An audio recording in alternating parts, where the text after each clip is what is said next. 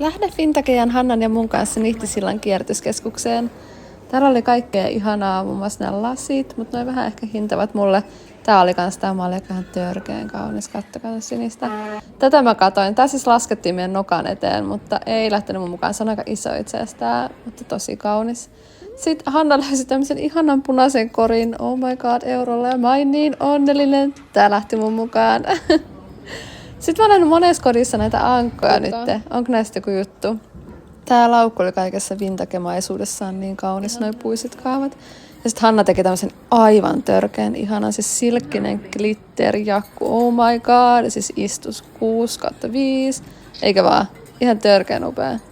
Ja sitten myöskin tää vintage-haalari, siis jos ei Hanna olisi ottanut sitä, niin mä olisin varmaan ottanut sen, koska oh my god, se on niin törkeän ihana. Mä löysin itselleni tämmöisen lannevyön. Mun mielestä on tosi hauska. Mä en tiedä oikein, miten mä käytän tätä, mutta hei. Mä voin pohtia sitä myöhemmin. Tää oli siis niin hauskaa, että sun oli pakko lähteä mukaan. Sitten tää pöytä on mun mielestä, tässä on siis tää rompepöytä. Siinä on aina kaikkea kivaa. Tää nainen on kanssa törkeän ihana. Ja sitten tämmönen blob. Mä en tiedä, miksi tää kutsuisi. Mutta se on nyt mun seinällä. Ja sitten Holy Grail of löytyjä. Koska siis tää pahkapöytä, mä olen etsinyt pahkapöytä. Ja tää hinta oli niin halpa. Ja kattokaa mun muikeet ilmet. Siis lue alta, mitä kaikkea ihanaa meidän lähti mukaan.